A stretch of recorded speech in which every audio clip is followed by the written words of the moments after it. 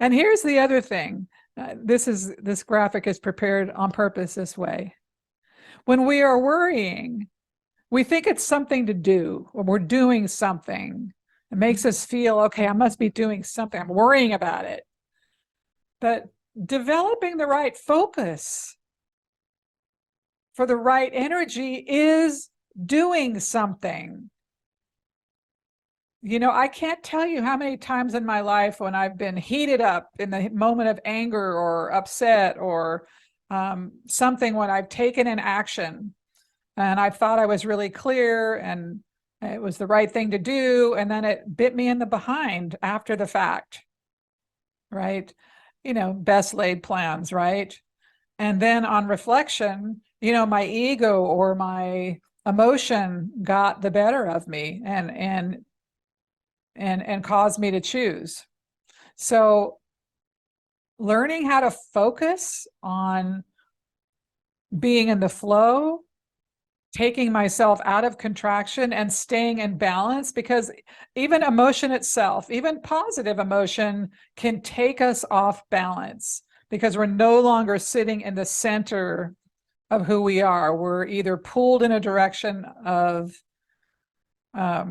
super happiness or giddiness, or we can be in the negative polarity of super sad and in scarcity and lack. So that the goal is to really to try and stay in the middle, to try and stay in the center so we can be as objective as possible. And when we're developing the core strength, the emotional strength, and the mental strength, the concentration, the ability to do that, that is something. And that probably, not probably, it does matter more than anything else. And I can say one of the practices I've gotten into doing in my life is many times a day, especially if I'm wound up and I'm in go mode, and just because I can get myself really, I like to move energy around. I like to get things done. I'm in go mode. But that cannot be a good thing too, because then I skip over my feelings and how, and I may not be in the flow of energy. So I about maybe 7, 8 times a day, I will stop, I will close my eyes, and I will put my energy behind my third eye or in between my eyes, and I'll take a breath and I get centered for a moment. I take an evaluation of my being. It doesn't take a super long time. Sometimes I'll do more time if I have it, but I do my very best at this point to make sure my focus is on the right energy. Right energy meaning I feel like I'm in a flow.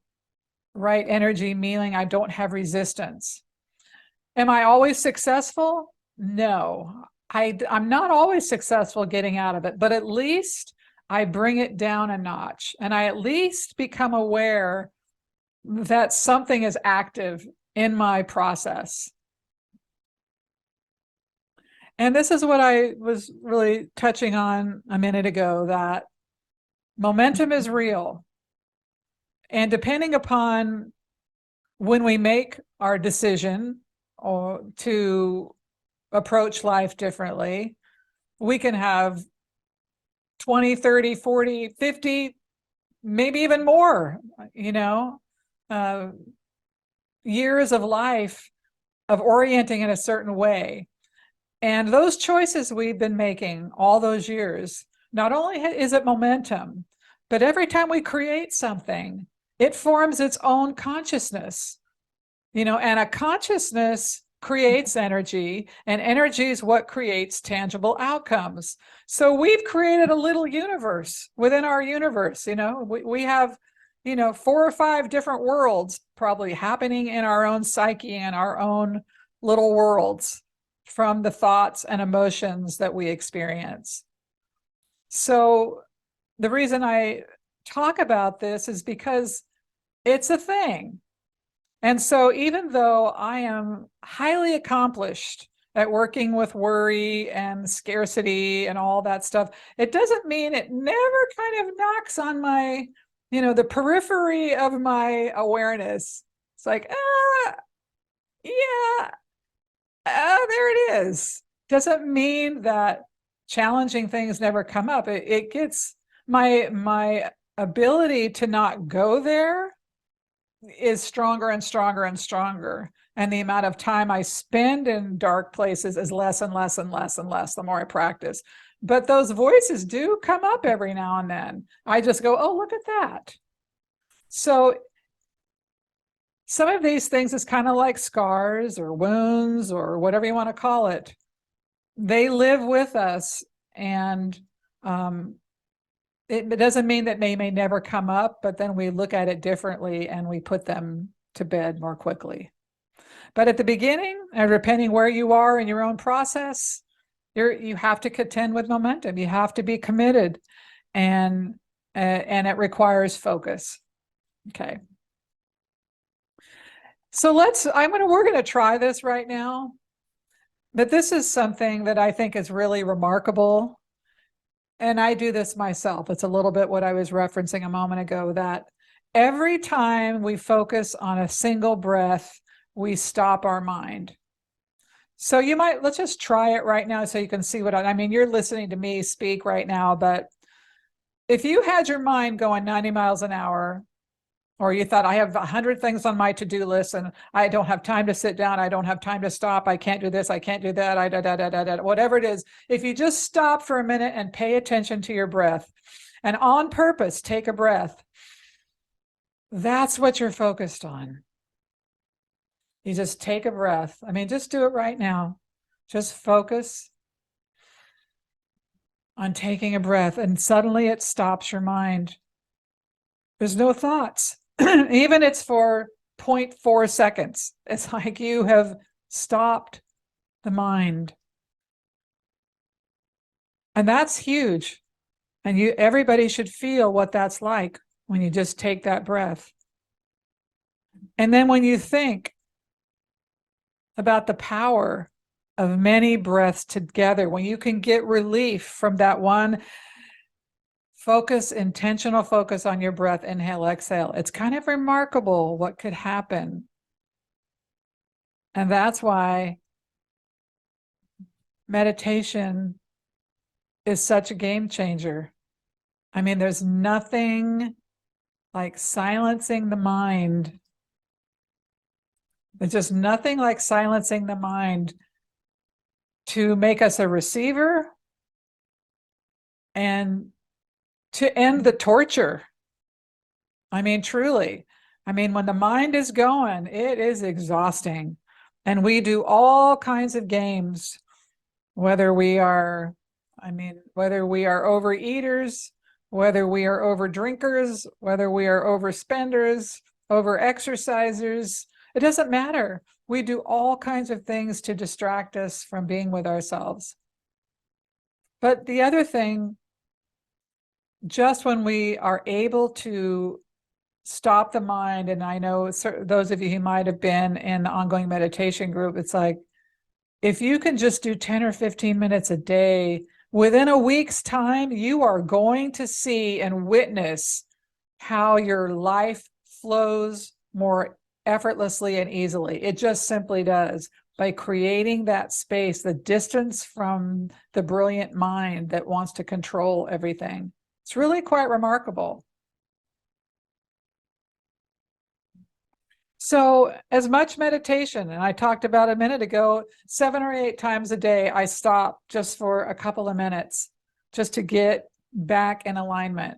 Sometimes I do longer, sometimes I don't, but I notice what a difference it makes. And I notice how differently people respond to me. It changes my energy. And people who are devout meditation experts and do it for hours and hours on end, I mean, they have a different perspective about it, but there's a reason, and it's experiential. It's like many things that deal with intangibles are experiential. You have to put in the time to experience the net result before it starts to make sense. But if you could just look at this start with the one breath and prove for yourself, make it prove, for yourself that it's real, that it has something for you. You're ahead of the game. All right, so here's we're going to get into some to-dos. And for me, this is the biggest one. Learn how to replace worry with trust. And this falls under the category of focus. Okay, I'm really, really worried about X, Y, or Z. Now my job is to put my focus on how I can relax into trust that this is for my highest good, that things are working out how they're supposed to, that I can let go of the reins and let life organize around trust itself as opposed to organize around worry. And I would say this is the biggest game changer for me. It's such flipping the coin. And if I were to suggest that you only master this one thing, it would be this. Trust your moment. And whatever you have to do to figure out how to get there, that's your journey. That's your job. Because if every time you find yourself in a complexity of a moment and you say, wait a second, I'm contracted, I'm upset, I don't like this, I'm freaked out. And we say, well, how can I get to trust? Depending on what it is, for me, it typically takes some inner narrative, inner dialogue, might take talking it out with somebody. I don't know, depending on what it is. But I can promise you, in my world, I am not going to be sitting in worry anytime soon that I can help it. And the reason, as we talked about vibrationally, worry is not even a mid-level vibration. It's a low-level vibration, very sluggish. It's going to slow down anything you're trying to make happen. And sometimes it puts in your creative process things you don't want. You're actually praying for what you don't want to have happen. So it isn't that it's meaningless. And I always wonder, it doesn't do anything for us to worry, but make us feel terrible and infect our creative processes. So why not just go with what feels good? Why won't we do that? I think we think we're protecting ourselves from disappointment if we don't trust. Disappointment in life is inevitable, but if we aren't open and if we aren't striving to stay in a state of openness and trust, we don't have a chance, really, of getting what we want. And then we create the consciousness of distrust or worry, and then we get a self-fulfilling prophecy. I had people talk to me about, am I cursed? I got that the other day. Am I cursed?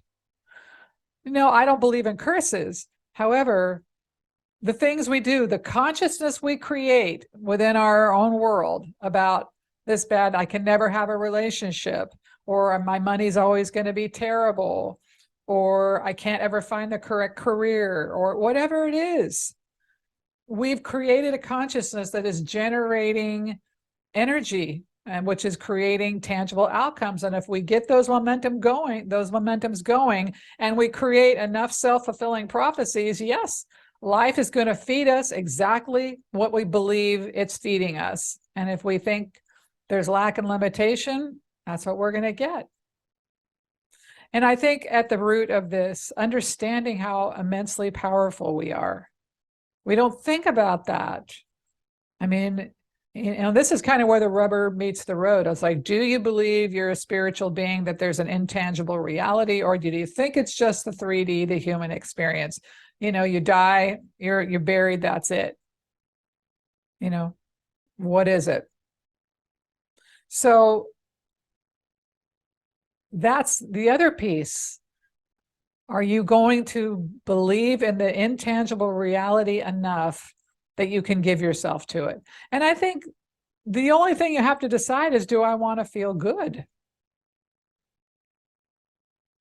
So this is the one thing I would, if there's nothing else you worked on, it would be this.